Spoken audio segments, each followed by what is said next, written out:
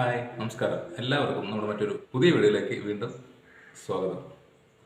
ഇന്നത്തെ വീഡിയോയിൽ വളരെ കുറഞ്ഞ എക്സ്പെൻസിൽ കുറേ നല്ല യൂസ്ഫുള്ളായ ടിപ്സുകളാണ് കാണിച്ചു തരാൻ പോകുന്നത്. മുഴുവൻ ടിപ്സുകളും നമ്മൾക്ക് ഡെയിലി ലൈഫിൽ ഉപയോഗപ്പെടുന്നതാണ്. തീർച്ചയായിട്ടും നിങ്ങൾ വീഡിയോ മിസ്സാക്കാതെ മുഴുവനായിട്ട് കാണാൻ ശ്രമിക്കുക. ഒരുപാട് ടിപ്സുകൾ നമ്മളോട് ഡെയിലി കമന്റിൽ ചോദിക്കുന്നതാണ്. അപ്പോൾ അതിനെല്ലാം പരിഹാരമായിട്ട് കുറേ ടിപ്സുകൾ ഇന്നത്തെ വീഡിയോയിൽ ഉൾപ്പെടുത്തിയിട്ടുണ്ട്. എന്തൊക്കെയാണ് ഇന്നത്തെ വെറൈറ്റി ടിപ്സുകൾ നോക്കാം. വീഡിയോ ഇഷ്ടമാണെങ്കിൽ ഒന്ന് ലൈക്ക് ചെയ്യുക, ഷെയർ ചെയ്യുക, കമൻറ്റ്, സബ്സ്ക്രൈബ് ചെയ്യുക. നേരിട്ട് വീഡിയോയിലോട്ട് കിടക്കാം. ഇൻട്രോയിൽ പറഞ്ഞതുപോലെ വളരെ ചിലവ് കുറഞ്ഞ ടിപ്സുകളാണെന്ന് കാണിച്ചു തരാൻ പോകുന്നത്. അപ്പോൾ അടുക്കളയിൽ നമ്മളെല്ലാവരും ഉപയോഗിക്കുന്ന ഒരു സാധനമാണ് ഉപ്പ് വെച്ചിട്ട് ചെയ്യാൻ പറ്റുന്ന കുറച്ച് അടിപൊളിയായിട്ടുള്ള ടിപ്സുകളാണ് നമ്മുടെ ഇന്നത്തെ വീഡിയോയിൽ കാണിക്കാൻ പോകുന്നത്. എന്നാൽ നമ്മുടെ ആദ്യത്തെ ടിപ്പ് എന്താണെന്ന് നോക്കാം. ഇത് ഉപ്പ് പോലെ തന്നെ ഡെയിലി ഉപയോഗിക്കുന്ന ഒരു സാധനമാണ് പഞ്ചസാര. പഞ്ചസാരയിൽ മെയിനായിട്ടുണ്ടാകുന്ന പ്രശ്നങ്ങൾ ഒന്ന് ഉറുമ്പിൻ്റെ ശല്യം. രണ്ടാമത്തെ പ്രശ്നം എന്ന് പറഞ്ഞു കഴിഞ്ഞാൽ നമ്മൾ നനഞ്ഞ സ്പൂണൊക്കെ ഉപയോഗിച്ചിട്ട് പഞ്ചസാര എടുക്കുകയാണെങ്കിൽ പെട്ടെന്ന് കട്ടി പിടിക്കാനുള്ള സാധ്യതയുണ്ട്. അപ്പോൾ കട്ടി പിടിച്ച് കഴിഞ്ഞാൽ നമുക്ക് കറക്റ്റായിട്ട് അളവിന് വ്യത്യാസം വരാനുള്ള സാധ്യതയുണ്ട്. പ്രത്യേകിച്ച് ഷുഗറൊക്കെ ഉള്ള ആളുകൾക്കാണെങ്കിൽ വളരെ ലിമിറ്റഡ് ആയിട്ടാണ് എല്ലാവരും പഞ്ചസാര ഉപയോഗിക്കുന്നത്. അപ്പോൾ പഞ്ചസാരയിൽ ഉണ്ടാവുന്ന ഈ രണ്ട് പ്രശ്നങ്ങൾ മാറ്റാനും നമ്മൾക്ക് ഉപ്പ് മാത്രം മതി. വളരെ കുറച്ച് ക്വാണ്ടിറ്റി മാത്രമേ ഇടാൻ പറ്റുള്ളൂ കേട്ടോ. ഉപ്പെടുത്ത് പഞ്ചസാരയിൽ നിന്ന് ഇട്ട് കൊടുത്തതിന് ശേഷം നന്നായിട്ടൊന്ന് മിക്സ് ചെയ്യുക. കാരണം ഉപ്പിന് പ്രത്യേകിച്ച് ഫ്ലേവർ ഇല്ലെങ്കിലും പ്രാണികൾക്ക് നല്ല രീതിയിൽ ആ ഫ്ലേവർ അറിയാൻ പറ്റുന്നതാണ്. അപ്പോൾ ഈ ഒരു രീതി ചെയ്ത് കഴിഞ്ഞാൽ പഞ്ചസാരയിൽ ഉറുമ്പ് വരാതെ കുറേ കാലം അത് സൂക്ഷിക്കാൻ പറ്റും. അപ്പോൾ ഈ ഒരു രീതി ചെയ്യുകയാണെങ്കിൽ വളരെ ഈസി ആയിട്ട് നമുക്ക് ആ രണ്ട് പ്രശ്നങ്ങളും ഈസി ആയിട്ട് പരിഹരിക്കാൻ പറ്റും. ഒന്ന് ട്രൈ ചെയ്ത് നോക്കുക. അടുത്ത ഒരു സിമ്പിൾ ടിപ്പും കൂടെ നമുക്ക് നോക്കാം. ഇത് നമ്മുടെ എല്ലാവരുടെ വീട്ടിലും സാധാരണക്കാരുടെ വീട്ടിൽ ഏറ്റവും കൂടുതൽ ഉപയോഗിക്കുന്ന ഒരു സാധനമാണ് റവ. ഒരുപാട് പേർക്ക് ഇഷ്ടമല്ലാത്തൊരു ഐറ്റമാണ്, എങ്കിലും നമുക്ക് ഏറ്റവും സിമ്പിളായിട്ട് ഉണ്ടാക്കാനും അതുപോലെ തന്നെ വളരെ ചെലവ് കുറഞ്ഞമായ ഒരു ഐറ്റമാണ് റവ എന്ന് പറയുന്നത്.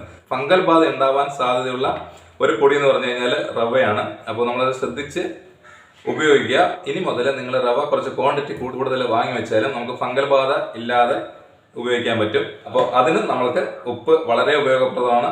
ഒരു നുള്ള ഉപ്പ് കൂടെ ഒന്ന് ഇട്ട് കൊടുക്കുക. അതിനുശേഷം നന്നായിട്ടൊന്ന് മിക്സ് ചെയ്ത് കൊടുക്കുക. നിങ്ങൾക്ക് എത്ര മാസം വേണമെങ്കിലും എവിടെ വേണമെങ്കിലും സൂക്ഷിക്കാം. റവ ഫൈനായിട്ടിരിക്കും, പൂപ്പൽ ബാധ ഉണ്ടാവില്ല, ബാഡ് സ്മെല്ല് വരില്ല. അപ്പോൾ ഇതെല്ലാം മാറുന്നതിന് നമുക്ക് ഈ ഒരു രീതി ചെയ്യാം. ഇനി അടുത്ത ഒരു സിമ്പിൾ ടിപ്പ് കൂടാതെ വളരെ യൂസ്ഫുൾ ആയ ടിപ്പും കൂടിയാണ്.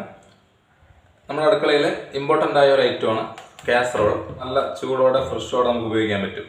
പക്ഷേ ഇത് ഉപയോഗിക്കുന്നില്ല എന്നുണ്ടെങ്കിൽ ഉണ്ടാവുന്ന മെയിൻ പ്രശ്നം എന്ന് പറഞ്ഞു കഴിഞ്ഞാൽ നമ്മളത് എത്രയൊക്കെ വാഷ് ചെയ്തതിന് ശേഷവും ക്ലോസ് ചെയ്ത് വെച്ച് കഴിഞ്ഞിട്ട് പിന്നീട് കുറച്ച് മണിക്കൂർ കഴിഞ്ഞാൽ തന്നെ ഓപ്പൺ ചെയ്ത് കഴിഞ്ഞാൽ ഇതിനകത്തുനിന്ന് ബാഡ് സ്മെൽ ഉണ്ടാവും. കാരണം പൊതുവെ അകത്തോട്ട് എയർ കിടക്കാത്തത് കൊണ്ടാണത്.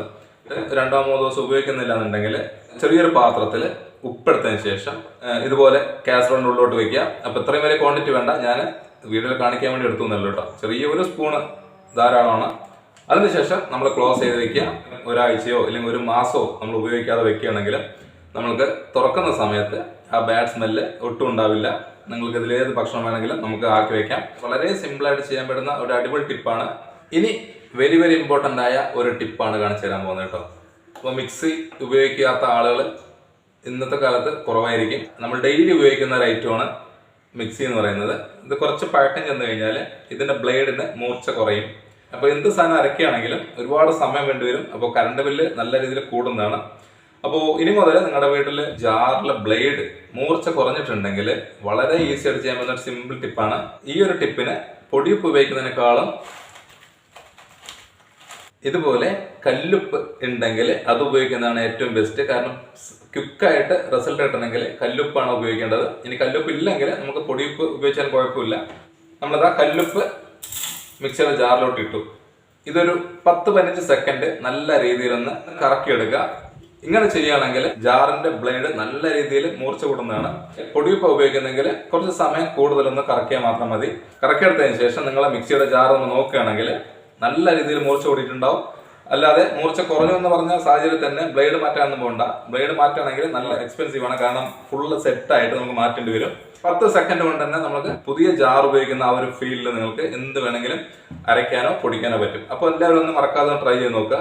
പൊതുവേ നമ്മൾ ചിന്തിക്കാത്ത ഒരുപാട് കാര്യങ്ങൾ നമുക്ക് ഈ ഒരു ഉപ്പ് വെച്ച് ചെയ്യാൻ പറ്റും. ഇനി അടുത്തൊരു സിമ്പിൾ ടിപ്പും കൂടെ നോക്കാം. ഇതുപോലുള്ള കത്രികകൾ നമ്മൾ മൂർച്ച കുറവുണ്ടെങ്കിൽ നമ്മൾ ജസ്റ്റ് പേപ്പർ കട്ട് ചെയ്താൽ കൂടെ നമുക്ക് മുറിയണമെന്നില്ല.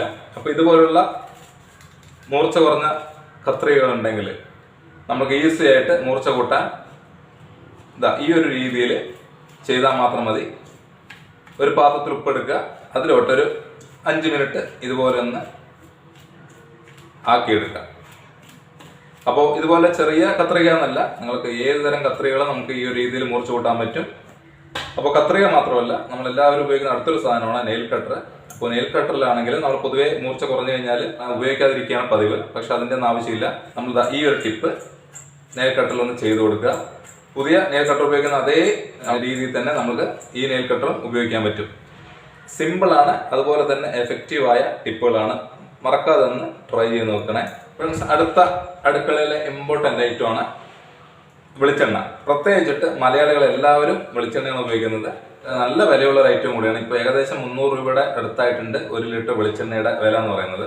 വെളിച്ചെണ്ണയിൽ ഉണ്ടാകുന്ന ഒരേ ഒരു പ്രശ്നം എന്ന് പറഞ്ഞു കഴിഞ്ഞാൽ, നമ്മളിപ്പോൾ എത്ര നല്ല പാത്രത്തിൽ എയർ ടൈറ്റിംഗ് ആയിട്ട് വെച്ചാലും കുറച്ച് സമയം കഴിഞ്ഞ് കഴിഞ്ഞാൽ ഇതിലൊരു ചിക്ക് മണം വരും. അപ്പോൾ ഓരോ നാട്ടിൽ ഓരോ പേരായിരിക്കും പറയുക. വെളിച്ചെണ്ണ ഉപയോഗിക്കുന്ന എല്ലാവർക്കും അത് അറിയാൻ പറ്റുന്നതാണ്. ഒരു ബാഡ് സ്മെല്ല് ഉണ്ടാവും. അപ്പോൾ നമ്മൾ എന്ത് ഫുഡ് ഉണ്ടാക്കിയാലും ആ ഒരു സ്മെല്ലായിരിക്കും മുന്നിൽ നിൽക്കുന്നത്. അപ്പോൾ തീർച്ചയായിട്ടും നിങ്ങൾക്ക് ഈ ഒരു ടിപ്പ് വളരെ യൂസ്ഫുൾ ആയ ടിപ്പാണ്.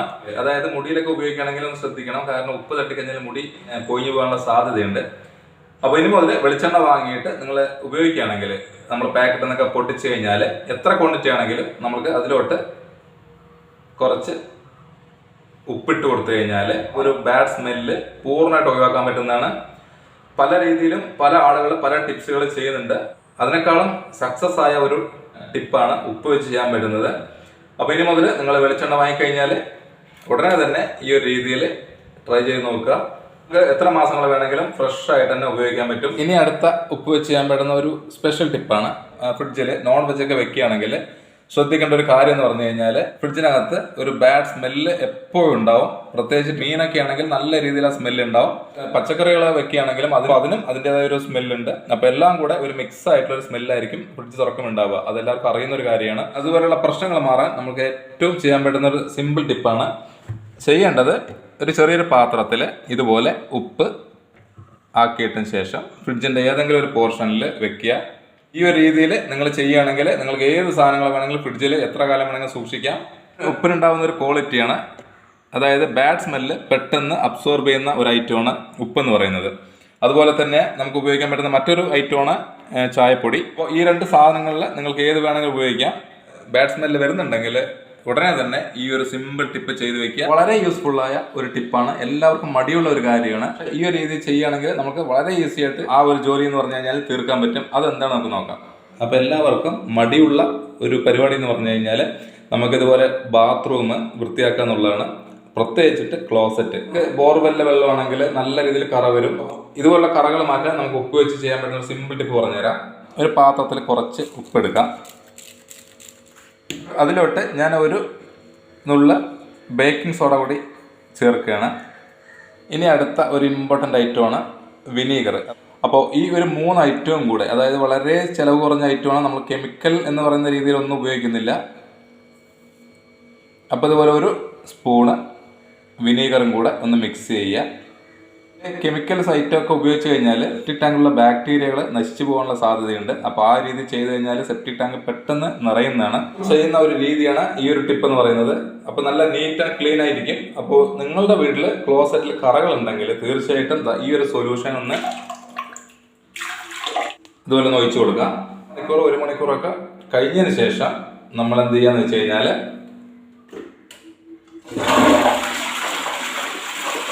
ഇതുപോലെ ഒന്ന് ഫ്ലഷ് ചെയ്ത് കഴിഞ്ഞാൽ നമുക്ക് ഇതിന്റെ സൈഡിലുള്ള കറകളൊക്കെ ഈസി ആയിട്ട് പോകുന്നതാണ്. അപ്പോൾ മാർക്കറ്റിൽ നിന്ന് കിട്ടുന്ന യാതൊരു കെമിക്കലും ഉപയോഗിക്കേണ്ട കാര്യമില്ല. വളരെ നാച്ചുറലായിട്ട് നീറ്റ് ആൻഡ് ക്ലീൻ ആയിരിക്കും. കൂടെ ഒരു തുള്ളി കംഫർട്ട് കൂടെ ആഡ് ചെയ്യുകയാണെങ്കിൽ നമുക്ക് ബാത്റൂം നല്ല ഫ്ലേവർ ഉണ്ടാവും. അത് നിങ്ങളുടെ ചോയ്സ് ആണ്, വേണമെങ്കിൽ ചെയ്യാം. അപ്പോൾ ടൈൽസിലൊക്കെ കറയുണ്ടെങ്കിലും നിങ്ങൾക്ക് ഈ ഒരു സൊല്യൂഷൻ വെച്ച് ക്ലീൻ ചെയ്യാവുന്നതാണ്. ജസ്റ്റ് അതൊന്ന് ഒരു തുണി വെച്ച് ഒന്ന് തുടച്ചെടുത്ത് കഴിഞ്ഞാൽ നീറ്റ് ആൻഡ് ക്ലീൻ ആയിരിക്കും. അപ്പോൾ ഇനി മുതൽ കുളിമുറി കഴുകാൻ മടിയുള്ള ആളുകൾ തീർച്ചയായിട്ടും ഈ ഒരു സൊല്യൂഷൻ വെച്ച് ക്ലീൻ ചെയ്തെടുക്കുക. ഒരുപാട് ടിപ്സുകൾ ഇനിയും ബാലൻസ് ഉണ്ട്, നമുക്കതൊരു വീഡിയോയിൽ ഉൾപ്പെടുത്താൻ പറ്റില്ല. അപ്പോൾ ഇന്നത്തെ വീഡിയോ ഞാൻ അതോടെ വൈൻഡപ്പ് ചെയ്യാൻ പോകണം. അപ്പോൾ ഉപ്പ് വാങ്ങുന്ന എല്ലാവരും നമ്മുടെ സ്ഥിരം ഉപയോഗിക്കുന്നതല്ലാതെ ഇതുപോലുള്ള കുറേ കാര്യങ്ങൾ വീട്ടിൽ ചെയ്തെടുക്കുക. വളരെ യൂസ്ഫുള്ളാണ്. അപ്പോൾ വീഡിയോ വൈൻഡപ്പ് ചെയ്യാൻ പോകണം. അപ്പോൾ എല്ലാവരും വീഡിയോ ഒന്ന് ലൈക്ക് ചെയ്യുക, ഷെയർ ചെയ്യുക, കമൻറ്റ്, സബ്സ്ക്രൈബ് ചെയ്യുക. അടുത്ത വെറൈറ്റി ടിപ്സുമായി കാണുന്നവരേക്കും വീണ്ടും ബൈ ബൈ.